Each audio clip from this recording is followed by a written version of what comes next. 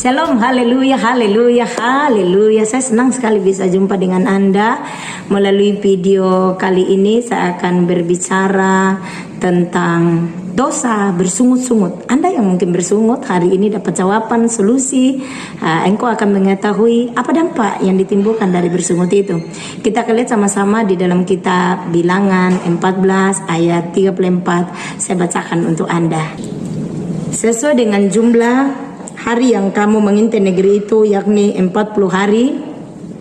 Satu hari dihitung 1 tahun, jadi 40 tahun lamanya kamu harus menanggung akibat kesalahanmu, supaya kamu tahu rasanya jika aku berbalik daripadamu. Begini, bacaan kita hari ini, renungan kita hari ini datang menyorot, mengamati, meneliti, memandu Anda untuk mengetahui bahwa oh ternyata adalah jahat di mata Tuhan kita jikalau kita bersungut. Oke. Bangsa Israel sebagai contoh wujud contoh kasus Tuhan tidak mau Anda dengan saya bersungut, karena banyak orang bersungut karena tidak paham efek, dampak atau ilmunya. Nah, karena saya sudah mengerti dampak, efek daripada bersungut, maka saya menjadi pribadi berusaha benar-benar ketat untuk tidak bersungut. Sekalipun keadaan itu sangat mengguncang hati saya, tapi saya tetap belajar untuk tenang. Nah, di sini bangsa Israel sebenarnya berjalan ke tanah Kanaan itu hanya butuh waktu 11 hari. Tetapi karena kekerasan hati mereka, tegar tengkuknya mereka, karena di dalam Ibrani pasal 3:18 kalau saya tidak salah, bahwa Tuhan telah bersumpah bahwa mereka tidak akan masuk dalam perhentian itu, dan yang bisa masuk hanya orang yang taat, dan orang yang taat itu hanya Yosua dan Kaleb. Nah, kita kembali ke Ibrani pasal 4 tadi ayat 34 itu, bahwa bukan Ibrani, Bilangan 14 itu ayat 34. Nah, di sini Tuhan memperlihatkan bagimu dengan saya, kalau firman ini datang pada Anda, itu bukti bahwa Tuhan sedang berbicara. Itu bukti bahwa Tuhan masih sayang sama Anda. Itu bukti bahwa Tuhan care sama kamu. Nah, karena Tuhan tahu, kamu tidak tahu, dan hari ini Tuhan sebenarnya berhasrat kuat untuk memberkati saudara, membuat saudara bahagia. Tahukah saudara, setiap hari itu Tuhan pikirkan kamu sama aku, Anda dengan saya. Apa yang dipikirkan? Tuhan rancangannya tidak mau kamu susah. Tetapi perlu Anda tahu bahwa tubuhmu itu kan bait Roh Kudus. Alkitab mencatat seperti itu ya di kitab Korintus. Namun hari ini saya akan tunjukkan kepada Anda, ikuti uraian berikut ini. Pertama, apakah yang ditimbulkan dampak dari bersungut-sungut itu? Pertama, Alkitab berkata Tuhan bersumpah bahwa kamu tidak akan masuk dalam hari perhentian itu. Maksudnya Tuhan bersumpah itu di mana? Di Mazmur 95 ayat 11, sebab Tuhan berfirman mereka tidak akan masuk ke tempat perhentianku.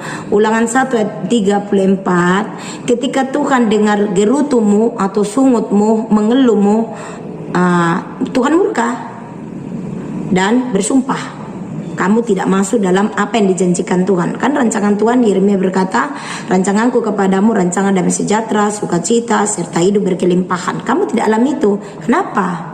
2. Karena di dalam bersungut itu Anda mengundang, Anda order, Anda pesan apa yang Anda keluhkan. Itulah jawabannya. Kenapa keadaanmu tak kunjung berubah-berubah?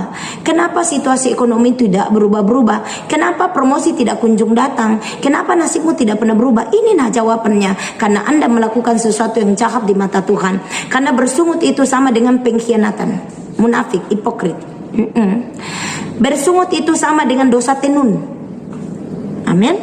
Bersungut itu sama dengan dosa penyembahan berhala, dan itu Tuhan tidak suka. Tuhan sorot dengan serius sekali. Lihat contohnya bangsa Israel hanya bersungut. Dan Anda mungkin selama ini Kristen, dan Anda hari ini melihat ayatnya bahwa ada ayatnya tahu bersungut itu 1 hari bersungut dihukum 1 tahun, 1 hari dihitung 1 tahun. Nah, kalau dalam 1 jam, 1 hari kan 24 jam. Andainya nih kamu bersungut itu dalam 1 jam saja, dan sampai tenggelam matahari 24 kali bersungut, mereka 24 tahun kamu hidup susah, hidup seperti yang kamu keluhkan, hidup seperti yang kamu gelisah, cemas. Sedemikian fatalnya ya. Nah, Lanjut ke dalam, lebih dalam lagi kita akan sorot ini kebenaran firman Tuhan, kita amati, kita lihat, combine, lalu kita adakan introspeksi diri. Demikian juga Anda, itu ibaratnya dan satu hari itu kan 24 jam. Nah, ini adalah jawaban, belum lagi terhitung tahun-tahun yang telah engkau lewati untuk kita bicara itu hari ini. Itulah jawabannya, kenapa lama sekali aku susah. Nah, makanya 1 Tesalonika 5:18 berkata, mengucap syukurlah senantiasa, teruslah bersuka cita. Mengucap syukur itu tanda menyembah Tuhan. Karena orang kalau bersungut tidak menyenangkan Tuhan. Karena kamu bersungut karena kepentingan. Tapi kalau kamu bersyukur itu kepentingan Tuhan. Karena Tuhan sedang dimuliakan, diagungkan. Tuhan dengar doa kita bukan karena kita, tapi karena hatimu yang bersyukur itu. Kita berdoa harus bedakan kepentingan atau kepentingan Tuhan. Nah, orang kalau bercinta dengan dunia, ada percintaan dengan dunia, sulit untuk bisa mengasihi Tuhan utuh. Kalau orang dewasa, dia tidak akan bersungut, dia tenang. Kalau orang tidak dewasa, pasti bersungut. Nah, Anda dengar, hari ini pesanan Tuhan bahwa bersungut 1 kali dihukum 1 tahun. Nah, selama Anda misalnya 40 tahun Anda sudah hidup di dunia ini, 40 hari seperti bangsa Israel bersungut 40 tahun dihukum. Nah, kalau selama itu, nah janganlah kaget kalau sampai hari ini keadaan belum berubah, kesehatan tidak berubah, ekonomi tidak berubah, akhlak tidak berubah, usaha tidak berubah, promosi tidak datang-datang. Ini jawabannya. Saya tahu Anda berbahagia karena Anda sudah ketemu dan Anda butuhkan anugerah Tuhan. Nah, kapan Anda dapat anugerah? Saat Anda taat, karena Ibrani 13 ayat 8 bahwa Tuhan bersumpah tidak akan masuk ada perhentian. Begitu juga Tuhan bersumpah kepadamu, baik positif maupun negatif, bahwa kamu akan menikmati janji-janji Tuhan itu asal kamu taat. Tapi kalau kamu sebaliknya tidak taat, maka kamu akan menikmati ucapan perkataan ketidaktaatanmu atau sikap keputusanmu. Jadi di sini jangan persalahkan Tuhan. Jangan pernah Anda berkata, "Wih, saya dihukum Tuhan, Tuhan benci saya." Tidak pernah Tuhan benci kita, tidak pernah Tuhan hukum orang. Masa sih Tuhan ciptakan kita, mau hancurkan kita, bunuh kita, binasakan kita? Yang membuat kita susah dan jauh hanya karena dosa dan pelanggaran saudara. Haleluya. Nah, mari kita sama-sama melihat 1 Yohanes 1 ayat 9 berkata begini, Tuhan itu setia dan adil, mengampuni segala dosa dan pelanggaranmu jikalau kau jujur mengakuinya. Nah, hari ini telah datang sorotan firman Tuhan mengumumkan sama saudara. Kenapa terjadi pengumuman? Anda perlu tahu, masalah yang datang itu sebenarnya pengumuman dari surga bahwa bencanamu sedang dihancurkan ulang. Karena di dalam kitab Yeremia 18:1 sampai 12, di mana Tuhan menyuruh Yeremia pergi ke tukang penjunan untuk melihat proses pembentukan bejana itu. Nah, di situ Yeremia melihat ayat 8 dan 10 berkata, Tuhan memperhadapkan kepada kita suatu rancangan masalah akan menimpa kita kalau kita tidak bertobat dan berbalik dari kejahatan itu. Demikian juga ayat 10 dan yang Anda baca ayat 8 dan 10. Nah, Anda di situ lihat kalau Anda bertobat, Anda sadar, maka keadaan itu dipulihkan dan Tuhan menyesal. Jikalau sebenarnya Tuhan marahlah Tuhan sama anak kita orang tua. Contoh aku, dan kalau aku bicara sama anak kecil dengan bicara sama anak yang dewasa 21 tahun, tentu kan caranya berbeda. Sama dengan ini. Nah, kenapa bicara ini? Karena Anda dewasa. Tapi Anda belum paham. Bukan Anda tidak pintar, Anda cerdas. Anda adalah orang dimuliakan Tuhan. Tahukah Anda, waktu ketika Anda menyaksikan video ini, sesungguhnya Tuhan sedang memuliakan engkau. Kenapa? Betapa baiknya Tuhan padamu. Buktinya dia masih care. Tuhan masih care, masih peduli, masih mengadakan perhatian yang istimewa pada Anda. Anda dengar baik. Anda menyaksikan tayangan ini bukan kebetulan. Sekali lagi, bukan kebetulan. Tuhan yang atur keadaan ini. Tuhan sudah desain ini. Sudah waktunya. Segala sesuatu untuk segala sesuatu ada waktunya. Ini waktunya Anda untuk dipulihkan. Jadi berbahaya jika kita bersungut-sungut. Anda jangan mau dihukum berpuluh tahun, puluhan tahun. Anda tidak mengalami perubahan-perubahan karena Anda melakukan suatu kejahatan di mata Tuhan.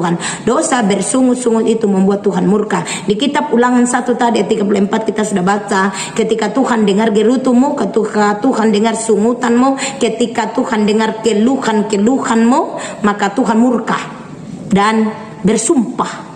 Bersumpah mana? Yaitu Mazmur 95 ayat 11 bahwa Tuhan berfirman untuk kamu tidak akan masuk ke dalam hari perhentian. Artinya hari perhentian itu senang-senang, tidak payah-payah, tidak stres, karena berkat Tuhan buat kita kaya jerih payah tidak bisa menambahinya. Demikian juga kalau orang sudah mengalami anugerah Tuhan, mengalami pertolongan Roh Kudus karena bertekad untuk tidak mengalami kehidupan seperti Roma 12:1 dan 2. Roma 12 Paulus berkata kepada jemaat di Korintus, aku menasihati kamu supaya kamu berubah dan tidak mengikuti keadaan orang-orang di sekelilingmu, orang-orang dunia di sekelilingmu, tapi berubahlah kamu oleh pembaharuan akal budimu. Artinya sikap tutur sapa kita tidak akan berubah sebelum pikiran kita berubah. Jadi lebih dahulu pikiran ini harus berubah, diisi dengan kebenaran, karena kebenaran atau pengetahuan itu akan memerdekakan. Sama dengan Anda, karena Anda belum mengerti bahwa oh ada tuh ilmunya tentang bersungut-sungut, tidak boleh ya.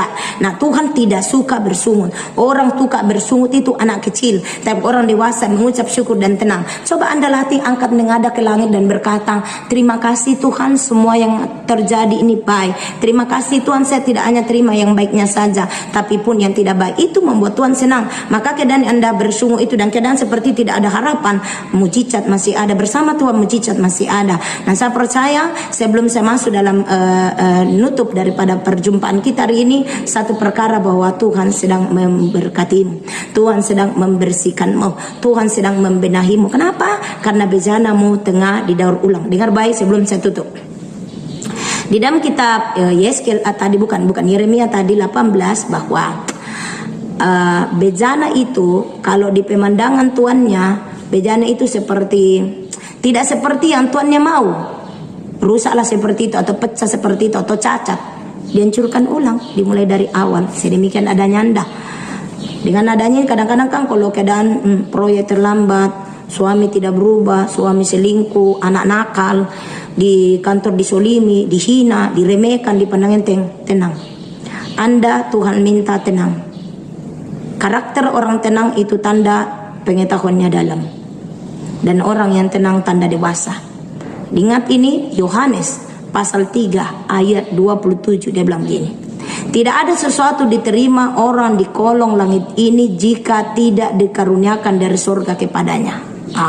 Berarti Anda yang mendengarkan renungan ini, Anda adalah orang dari atas, anaknya Bapakmu di surga. Nah, karena Bapak menyesal, Bapak menegurmu karena kamu anak kandungnya. Kenapa? Kalau kamu tidak taat, kamu akan menuai bencana. Tapi kalau kamu taat, kamu akan menuai keuntungan. Kemudian ayat 31 berkata, orang dari atas akan di atas dari segala-galanya.